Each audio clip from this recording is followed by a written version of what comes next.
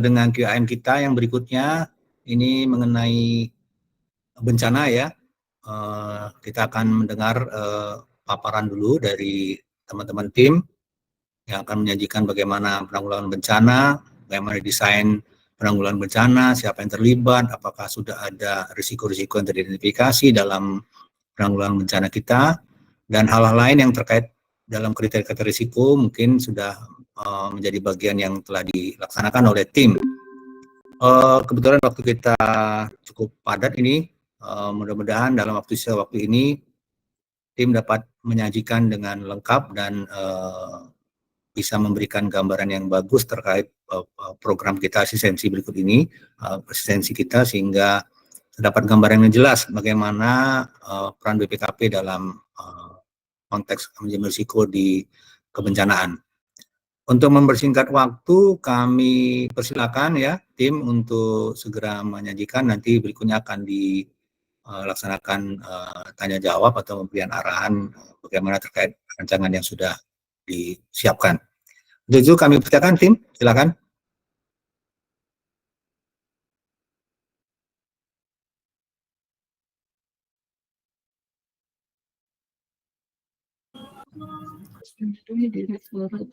Terima kasih Pak Bonado. Apakah Ya, suara saya terdengar?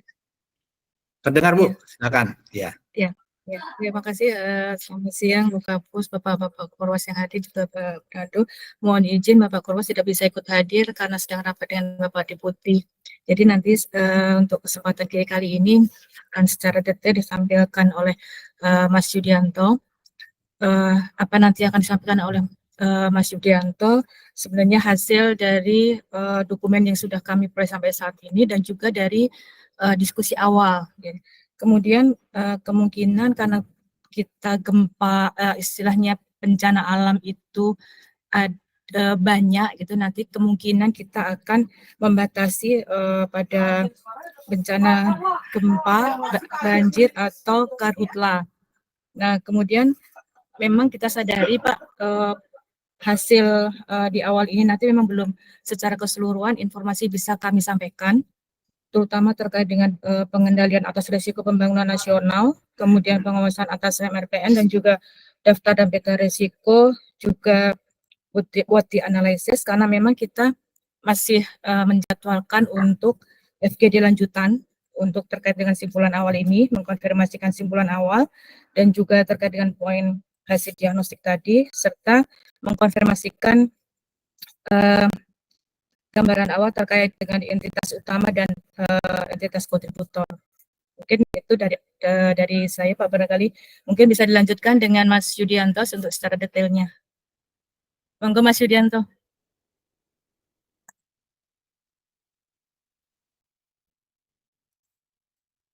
Silakan Pak Yulianto. Sambil proses share screen ya.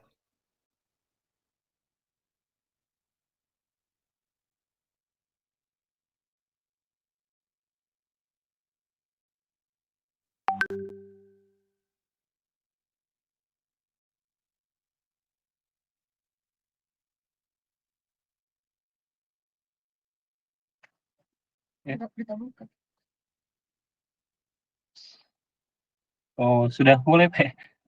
Mohon maaf izin Pak, tadi ada rapat sebentar. Oh ya.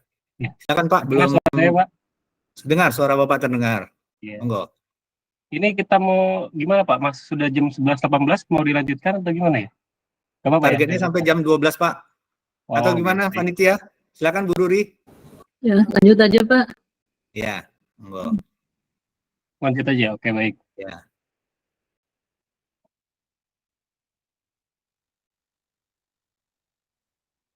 Oke, sebentar.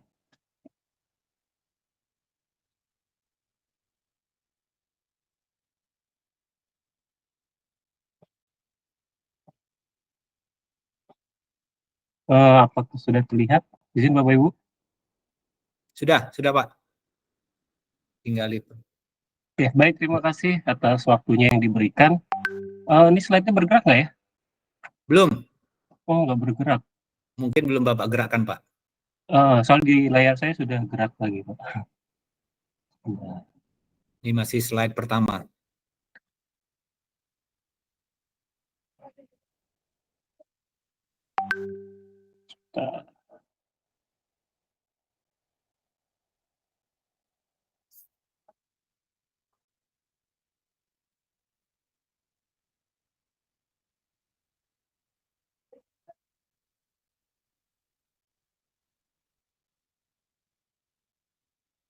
Oke, baik, sudah bisa gerak ya. Ya, terima Ya. kasih. Saya di sini mencoba mewakili ketua tim saya. Kebetulan tadi lagi ada rapat juga dengan Pak Deputi. Jadi seperti yang sudah kami paparkan sebelumnya di triwulan 1 terkait dengan informasi awal kegiatan penanggulangan bencana.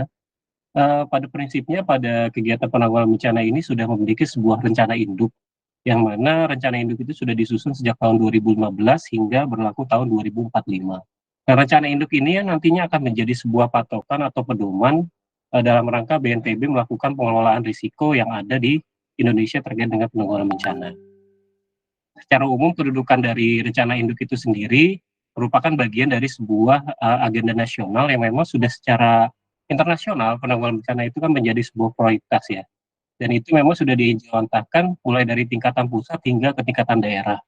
Jadi daerah itu sendiri juga sudah menyusun rencana induk dari tingkat kabupaten, kota, provinsi yang nantinya kedua dokumen itu mengacu pada rencana induk yang memang sudah disusun oleh BNPB. Jadi pada prinsipnya rencana-rencana inilah yang nantinya akan menjadi sebuah guideline bagi proses penanggulangan bencana. Nah, ini salah satu contoh bagian dari rencana induk yang ada yang telah disusun oleh BNPB dari tahun 2015 untuk tahun 2015 hingga tahun 2045. Ada kurang lebih 62 program yang diusulkan oleh BNPB dalam rangka proses penanggulangan bencana. Nah, di sini kami mencoba untuk mengidentifikasi kira-kira apa saja sih proses-proses dari penanggulangan bencana itu sendiri. Pada prinsipnya proses penanggulangan bencana ini memang tidak tersurat secara jelas proses-prosesnya dan bagian-bagiannya. Tapi di sini kami mencoba untuk mengidentifikasi, karena memang dalam tujuan DA ini kan kita mengidentifikasi apa aja sih yang sekiranya sudah dilakukan oleh BNPB dalam rangka proses manajemen resiko. Nah, hasil identifikasi awal yang kami lakukan menyebutkan bahwa pada prinsipnya ada beberapa hal, beberapa permasalahan yang saat ini terjadi dalam rangka proses penanggulangan bencana. Paling tidak di sini kami sudah mengidentifikasi ada 5 poin kondisi yang memang menjadi sebuah permasalahan dalam rangka penanggulangan bencana, mulai dari perencanaan, permasalahan dalam akuntabilitas, lalu berbagai permasalahan dalam PBJ, belum lagi ada mekanisme konvergensi program yang saling beririsan, dan yang terakhir adalah minimnya dukungan atas kegiatan di tahap prabencana. Ini semua kami kumpulkan berdasarkan dari hasil identifikasi awal kami, dan kami coba sandingkan dengan hasil pengawasan-pengawasan yang sudah dilakukan oleh BPKP maupun oleh API terkait, dan juga coba kami konfirmasi kemarin. Kebetulan kami sudah melakukan pertemuan pendahuluan. Nantinya di hari Senin akan kami lanjutkan lagi menjadi sebuah proses FGD. Mudah-mudahan nanti akan menghasilkan hasil yang lebih akurat lagi dan lebih komprehensif.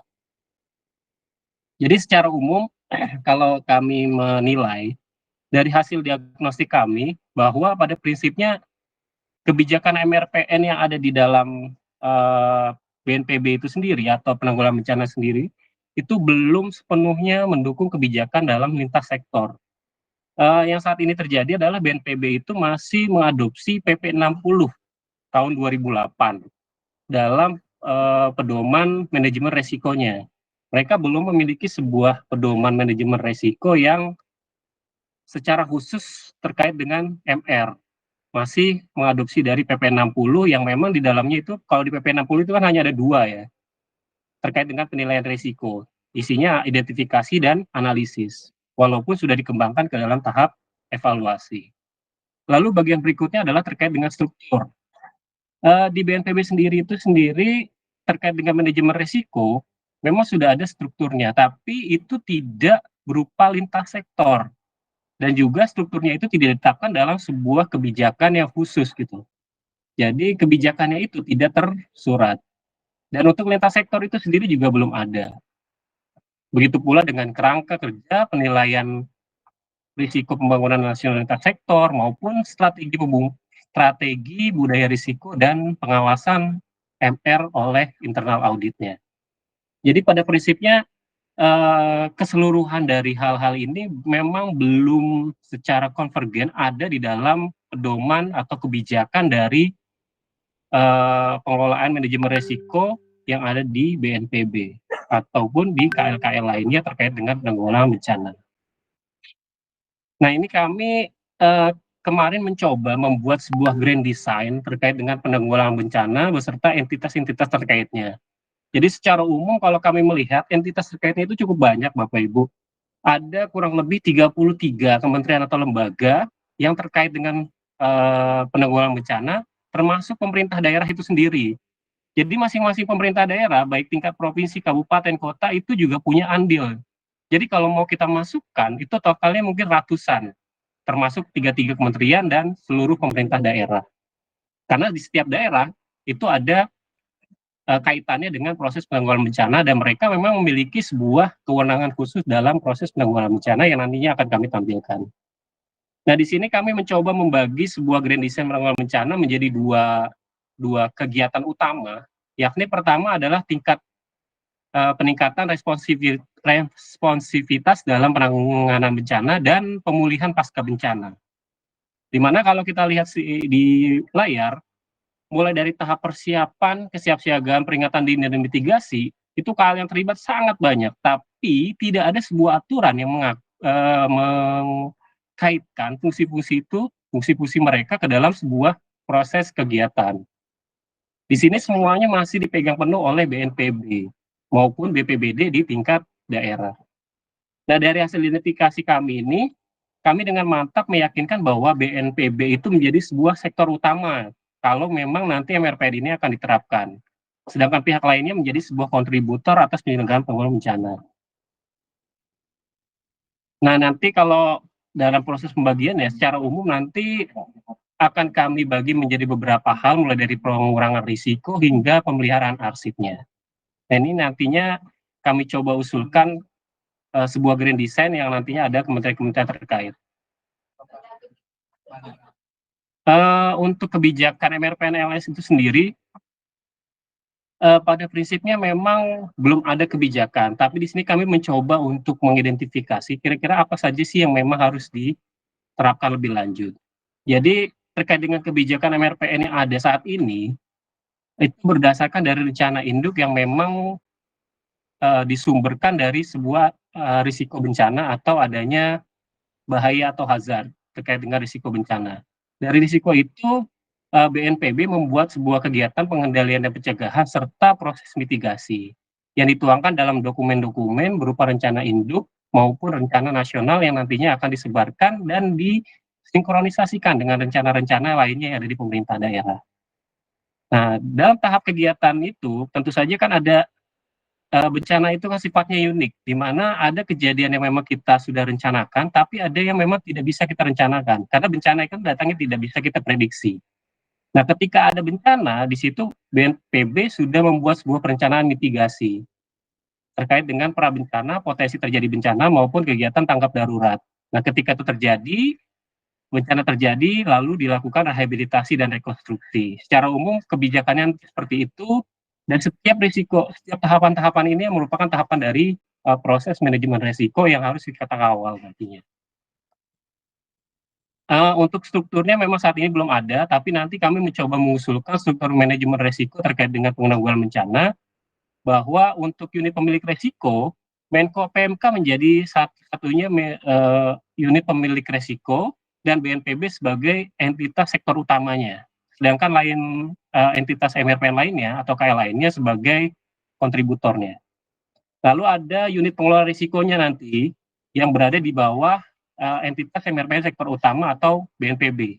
Di sini kami mencoba nantinya mengusulkan agar Sestama BNPB menjadi unit pengelola risikonya.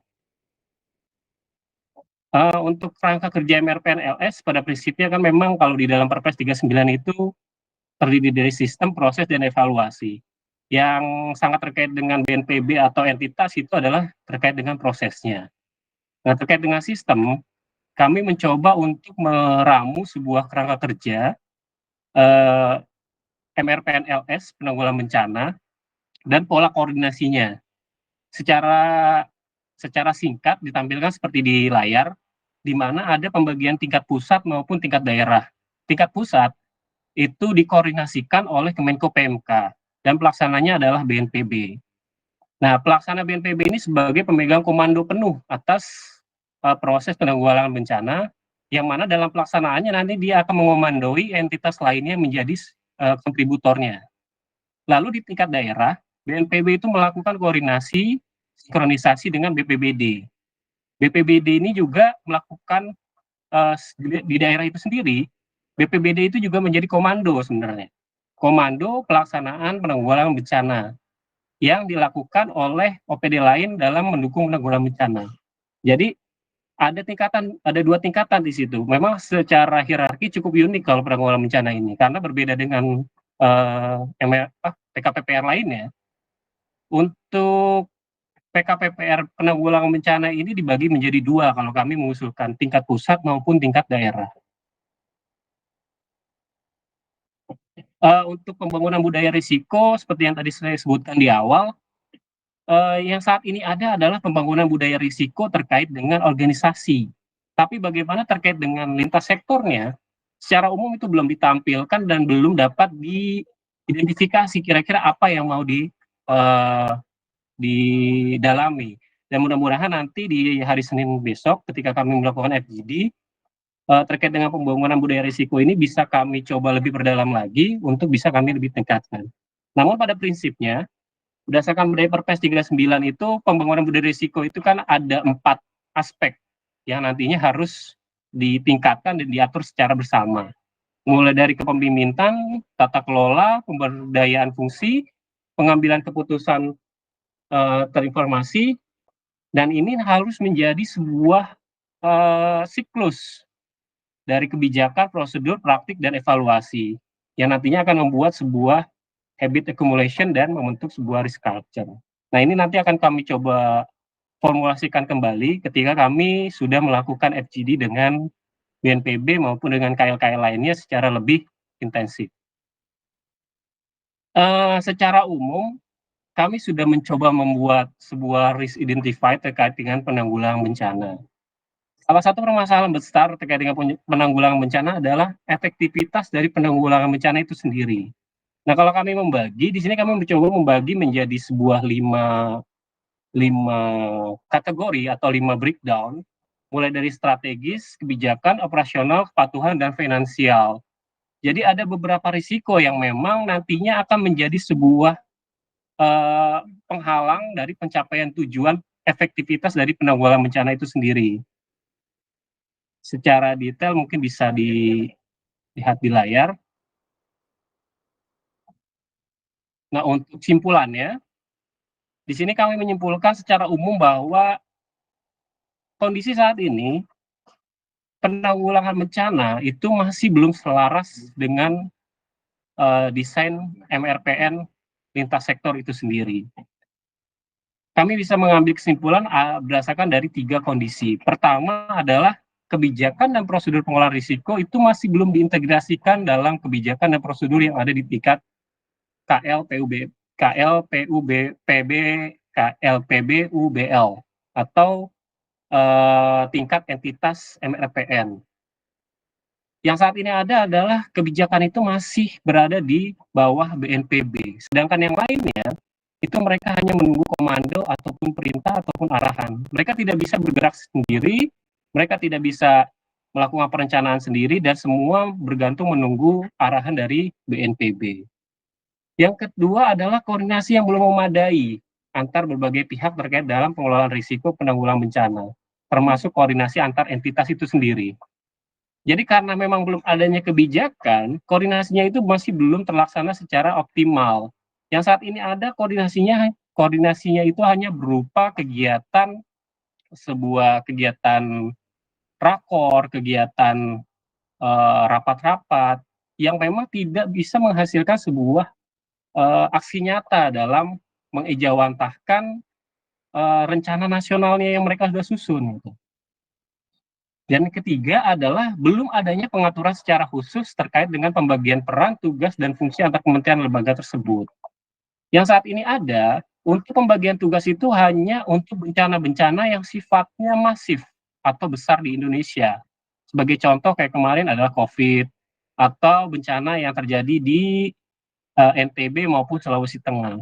Namun untuk kegiatan bencana-bencana lainnya atau bencana secara umum lainnya, itu belum ada pengaturan secara khususnya.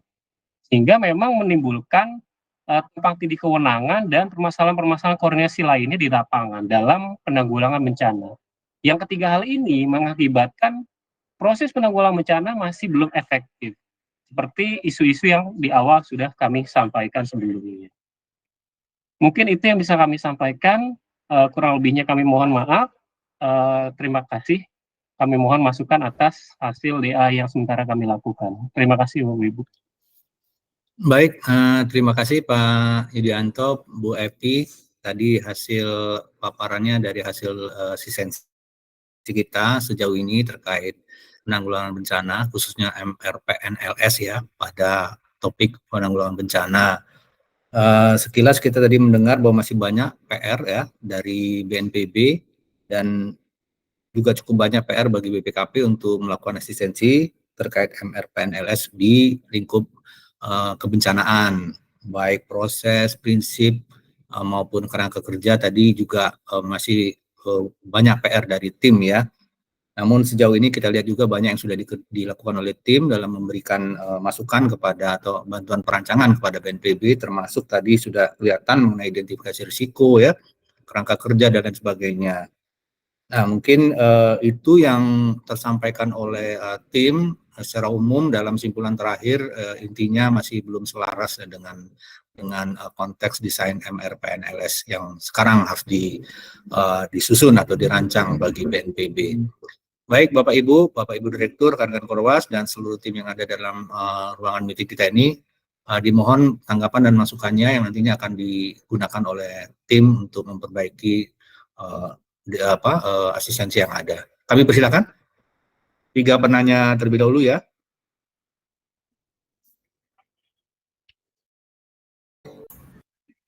Kita batasi mungkin kita sampai 11.45 saja ini. Kita hanya punya waktu. Pak Bonardo, izin. Ya, silakan Pak Buyung. Ya, Pak Hadir. mungkin Pak Indra sudah turun ya. Jadi tertarik dengan penjelasan tadi ya dari Pak Yudianto ya. Terutama waktu disampaikan bahwa mereka berulang-ulang ya, mereka baru melaksanakan penilaian risiko sesuai PP PP 60 ya. Berarti kan sesuai SPIP ya. Berulang sampai seingat saya setidaknya 2 kali lah diulang seperti itu. Menimbulkan pertanyaan juga di saya malahan jadinya. Kalau sepemahaman saya sih kita melaksanakan MRPN ini merupakan suatu kontinum ya, istilahnya kelanjutan dari SPIP. Jadi BPKP tidak melihatnya sebagai suatu hal yang sama sekali baru. Lantas sebenarnya yang diharapkan penerapan MR oleh organisasi yang kita kita asistensi ini dan kedepannya akan kita review itu sebenarnya yang seperti apa gitu. Mungkin itu aja singkatnya. Makasih. Terima kasih Pak Dir. Silakan Pak Dianto maupun Bu Evi, mungkin boleh ditanggapin. Sederhananya apakah kita mendampingi sekarang ini mulai dari nol atau melanjutkan apa yang sudah dirancang atau dilaksanakan berdasarkan PP 60. Oke, baik, terima kasih Pak. Saya coba ingin menanggapi. Jadi di PP 60 memang merupakan sebuah dasar bagi kita dalam melanjutkan proyek MRPN ini. Namun demikian, di PP 60 itu sendiri memang kalau kita melihat secara rinci, proses manajemen resikonya itu masih sangat dasar gitu Pak. Sementara di PP 39 terkait dengan MRPN itu sudah lebih rigid dan lebih kompleks. termasuk dari segi proses penentuan entitas maupun dari segi proses evaluasi dan monitoringnya. Sementara kalau di PP 60 itu sendiri, kewajiban yang ada di dalam PP 60 itu sendiri kan masih terbatas di 2 hal, khususnya terkait dengan penilaian risiko, yakni identifikasi dan analisis. Jadi yang mereka lakukan saat ini itu masih sebatas identifikasi risiko dan analisis risikonya. Sedangkan proses evaluasinya maupun monitoringnya itu belum mereka lakukan. Seperti itu Pak Buyung. Dan memang nantinya kami mencoba untuk mendorong mereka untuk bisa lebih meningkatkan proses manajemen risikonya. Kalau tidak salah saat ini mereka juga sedang menyusun pedoman manajemen risiko yang lebih rinci, dan kami harapkan nanti juga kami bisa ikut melakukan asistensi terkait dengan proses penyusunan pedomannya, sehingga pedoman yang mereka susun itu bisa lebih selaras dengan Perpres 39 tahun 2023 ini, Pak. Mungkin seperti itu, Pak Buyung. Mungkin Itu bisa tadi lebih, monggo Pak Dir. ya mungkin bisa lebih ini lagi Pak Yudi, bisa lebih dikasih contoh lah, seenggaknya yang di PP 39 tuh ada seperti apa nih, sekaligus ya ini terus terang aja biar kita sharing lah, belajar, termasuk saya juga belajar nih. Nanti kalau anggota kita yang lain ada ini ya kan, masuk melakukan asistensi atau pada akhirnya harus melakukan review, jadi lebih tahu. Bisa diberikan contoh Pak, yang lebihnya dari dari PP 39 ya. Kasih.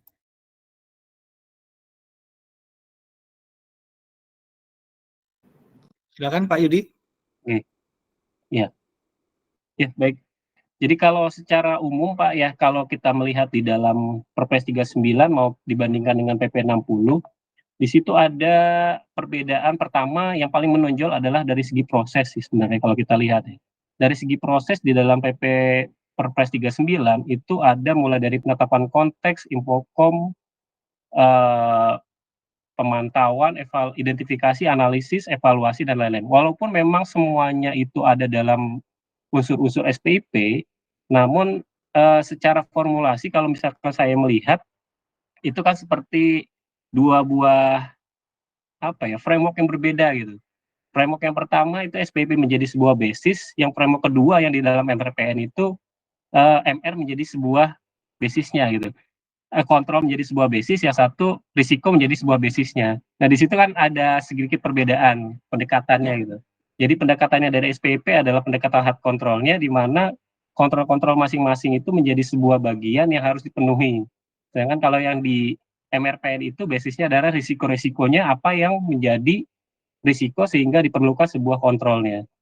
Kurang lebih kalau menurut saya pemahamannya seperti itu Pak. Selain itu juga di dalam Perpres 39 itu kan ada diminta sebuah kerangka framework mulai dari kebijakan itu kan isinya ada framework, struktur, dan sistemnya. Nah ini di dalam Perpres PP 60 tahun 2008 itu secara rinci itu belum tersedia di situ. Kurang lebih seperti itu Pak.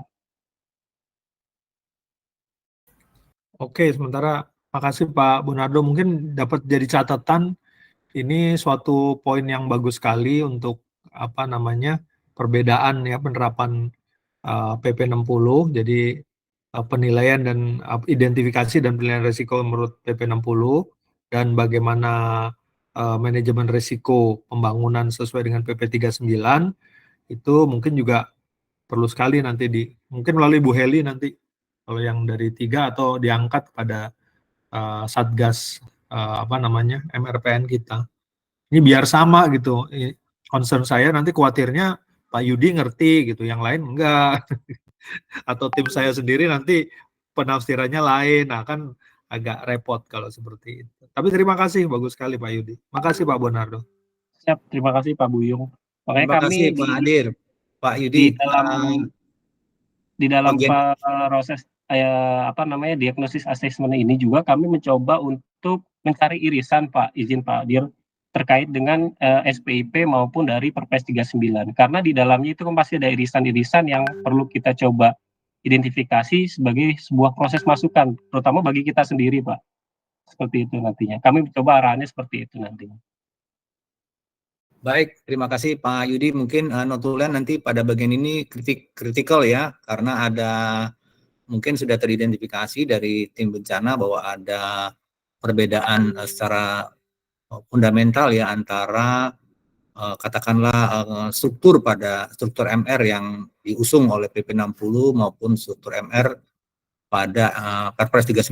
Ini kita harus cermat pada bagian ini karena basisnya kemarin di rapat-rapat kita bahwa PP 60 tetap akan dilanjutkan SPIP menjadi basis dalam analisis MRPNLS. Jadi kalau ketemu dengan materi ini mungkin dapat dibahas lebih lanjut.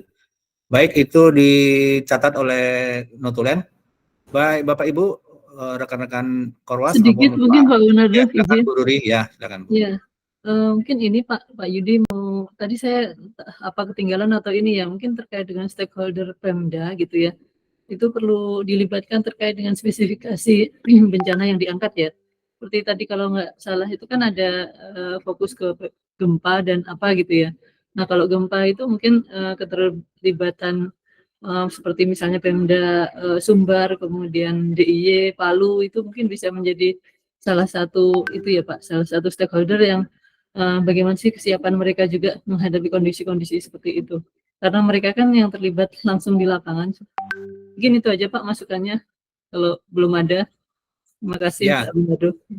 Noted Bu Ruri, notulen ya, dicatat memang ujung tombak di lapangan sepertinya memang Pemda terlibat semua ya, karena mungkin perangkat-perangkat dari BNPBD juga tidak bisa bekerja sendiri, harus disupport oleh Pemda-Pemda selaku pemangku di daerah. Berikutnya mungkin ada yang ketiga, mungkin ada dari Bapak Ibu semua yang akan menanyakan, memberi masukan atau arahan terkait bencana ini, monggo.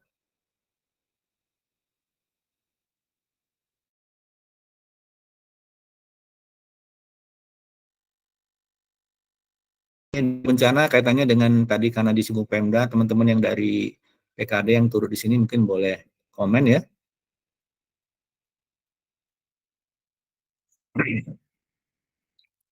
Atau mungkin ada yang mau ditambahkan dari Bu Evi atau Pak Yudianto melengkapi lagi, silakan.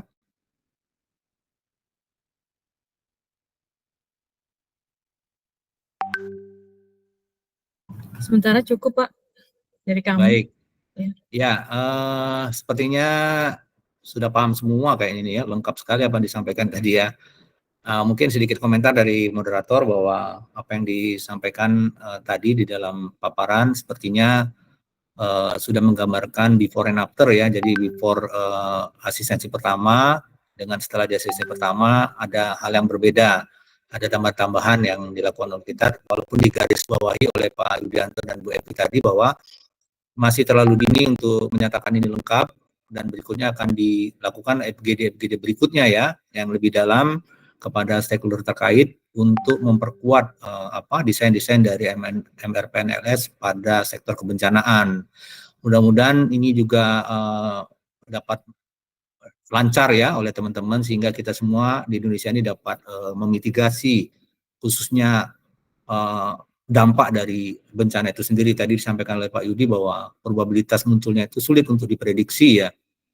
Itu jadi semoga kita dapat menghasilkan rancangan MRPNLS yang akurat dan mendekati kondisi faktualnya nanti. Bapak Ibu, demikian ya. Saya lihat tidak ada lagi yang mau komen atau bermasukan. Mungkin waktu juga yang membatasi kita, kritis waktunya. Ada dari Bu Ruri? Silakan. Terakhir. Tidak Pak, cukup Pak. Mungkin nanti apakah ini mau mengingatkan aja yang di 201 sama di 205, apakah ada ya yang ada di sini? Kan nanti jadwalnya Kami kita di maju. 201 Ibu. Yang untuk pandemi dan itu Pak. Pandemi dan pen ya Pak. Untuk sesi berikutnya 13.20 ya Bu? Iya, semoga yang hadir di sini nanti bisa kembali lagi karena jadwalnya molor. Jadi kita majukan 13.20 seperti itu. Ya.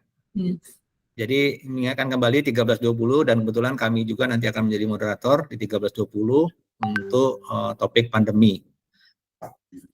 Baik, Bapak Ibu, karena waktu juga kita akhiri ya QAM kita untuk topik kebencanaan.